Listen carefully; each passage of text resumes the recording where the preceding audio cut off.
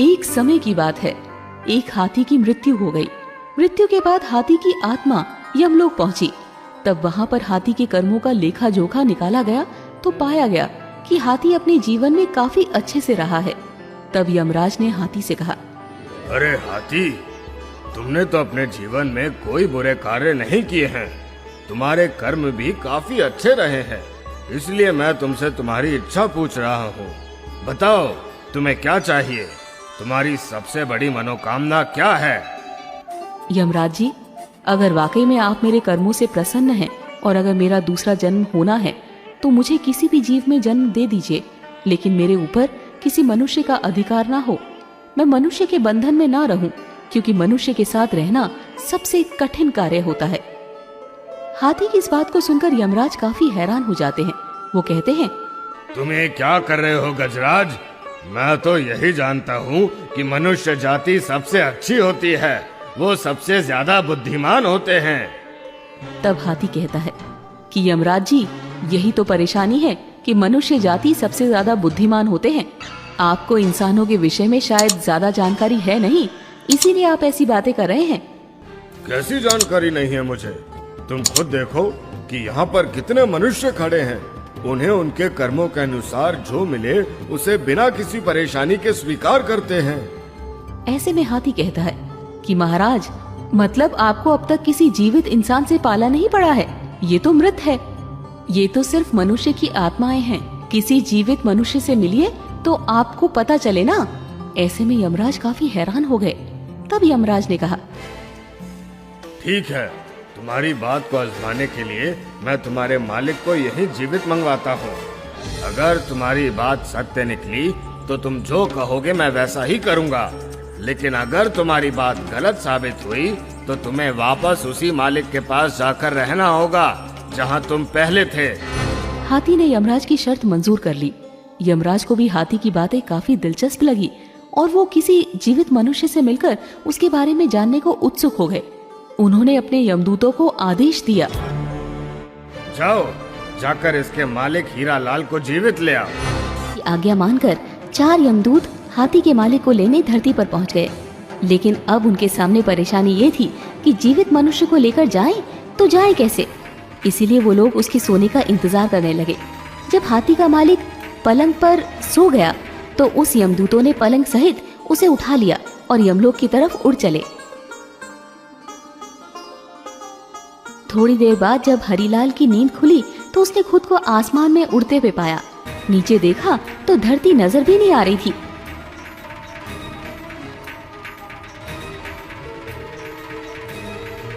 तब उसने उन 4 यमदूतों से पूछा, तुम कौन हो और मुझे कहाँ लेकर जा रहे हो?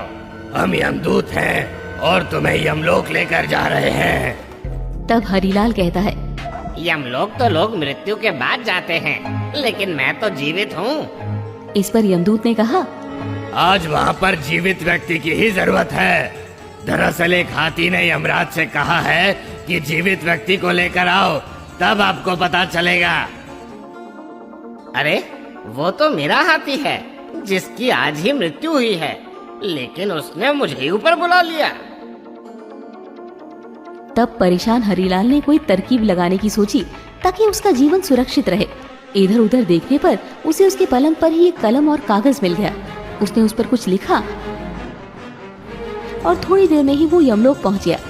जब वो यमराज के सामने पहुंचा तो यमराज जोर जोर से हंसने लगा और हाथी की तरफ देखकर बोले, ये लो, तुम्हारा मालिक आ गया। कहाँ तुम इतने बड़े और ताकतवर और कहाँ ये अदना सा इंसान? ये भला क्या कर लेगा? थोड़ा सब्र कीजिए महाराज, आपको सब पता चल जाएगा। इधर आओ।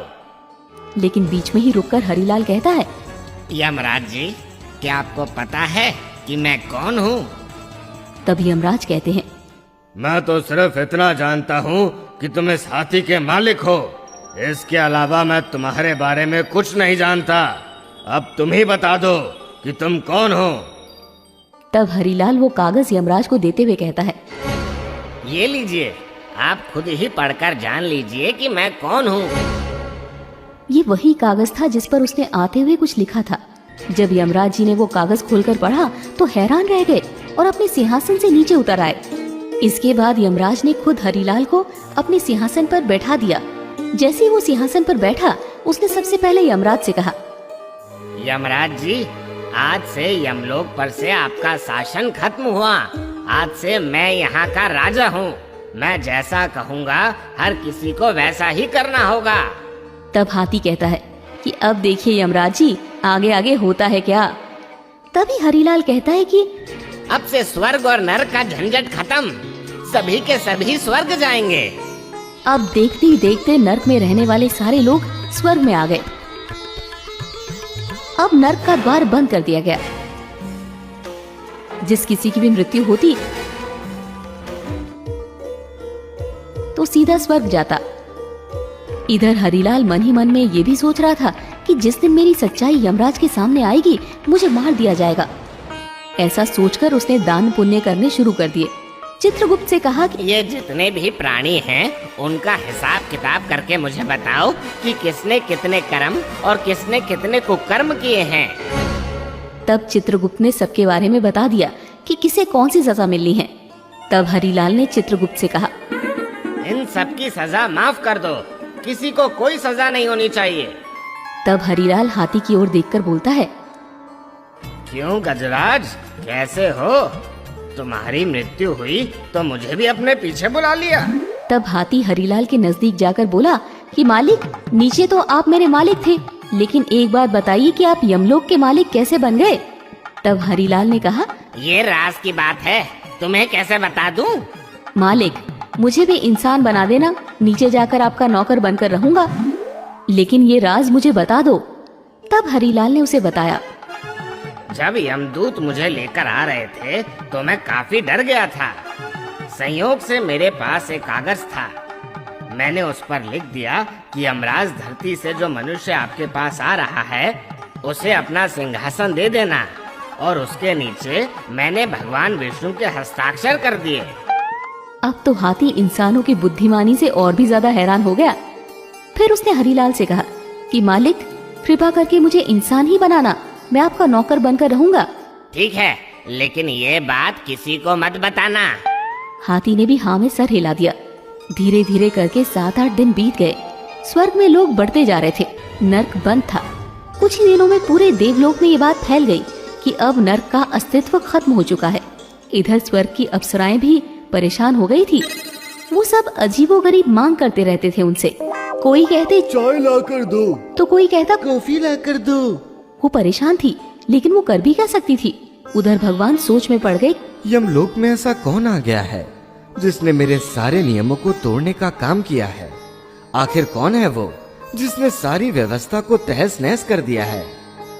ये सोचकर भगवान विष्णु स्वयं यमलोक में आए और उन्होंने देखा कि यमराज जी यमलोक के द्वार के बाहर बैठे हैं। तब विष्णु भगवान ने उनसे पूछा, हे यमराज, तुम बाहर बैठे हो तो यमलोक को कौन चला रहा है? भगवान, ये आप क्या कह रहे हैं? आपने ही तो इंसान को मेरे स्थान पर नियुक्त किया था और आप ही इस तरह से अनजान बन रहे हैं। उसने जो मुझे कागज दिया था उसमें साफ साफ लिखा था कि मैं उसे यमलोक का सिंहासन दे दूं, और उस पर आपके हस्ताक्षर भी थे। आपको यकीन नहीं होता तो ये देखिए। भगवान विष्णु ने कहा, मैंने इंसान को यमलोक में नियुक्त किया है? मैंने तो ऐसा कभी नहीं किया। कौन है वो? फिर भगवान विष्णु थोड़ा सोचने के बाद कहते हैं, यमराज, कहीं तुमने किसी जीवित मनुष्य को तो यमलोक में नहीं मंगा लिया? आप बिल्कुल सही कह रहे हैं प्रभु, मैंने एक जीवित इंसान को ही यमलोक में मंगाया है। तब यमराज ने शुरू से लेकर अब तक की सारी बात बताई। ऐसे में भगवान विष्णु को हंसी आ गई और वो मुस्कुराते हुए बोले, यमराज, तुम अब भी नहीं समझ पाए कि उस मनुष्य ने तुम्हें झूठा पत्र दिया था। उस पर मेरे नहीं बल्कि उसके खुद के हस्ताक्षर थे, जो उसने मेरे नाम से किया। अगर वो तुम्हें पत्र नहीं देता तो तुम उसे विद्वान नहीं समझते। तुम्हें उसकी होशियारी का अंदाजा कैसे लगता? भगवान विष्णु की ये बात सुनकर यमराज ने अपने सर पर दोनों हाथ रख लिया। अब उन्हें सारा माजरा समझ में आ चुका था और उन्होंने भगवान विष्णु से कहा, भगवान, इस मनुष्य की रचना तो आपने काफी अद्भुत की है। जैसे ही भगवान विष्णु यमराज के साथ यमलोक आए, हरिलाल अपने सिंहासन से उठकर नीचे खड़ा हो गया और भगवान विष्णु से बोला, हे प्रभु, मुझे तो आपका ही इंतजार था। मैं कब से यही सोच रहा था कि कब आपके दर्शन होंगे और मुझे इस कार्य से मुक्ति मिलेगी। तब भगवान ने मुस्कुराते हुए कहा, तुम बहुत चालाक हो। देखो यमराज, जीवित व्यक्ति को यमलोक बुलाने का क्या परिणाम हुआ। जब इसे लगा कि मैं इसे दंड देने वाला हूँ तो ये मुझे खुश करने में लग गया। मैं मान गया प्रभु, किसी भी इंसान को समझना किसी के लिए आसान नहीं है। यमराज ने उस हाथी से कहा, गजराज, तुम शर्त जीत गए। मैं अब तक यही समझता था कि हम देवताओं से अधिक समझदार और कोई भी नहीं है, परंतु मैं गलत था। पर आज तुम्हारी वजह से मेरे सारे भ्रम दूर हो गए हैं। अब चूंकि हाथी यमराज से शर्त जीत चुका था, ऐसे में उसने यमराज से कहा कि यमराज जी, आप मुझे भी मनुष्य बना दे। यमराज ने उसकी शर्त मान ली और हरिलाल को वापस धरती पर भेज दिया। लेकिन यमलोक की सारी बातें उसके दिमाग से निकाल दी, यानी कि हरिलाल को यमलोक की कोई भी बात याद नहीं थी। वो फिर से आम जिंदगी जीने लगा।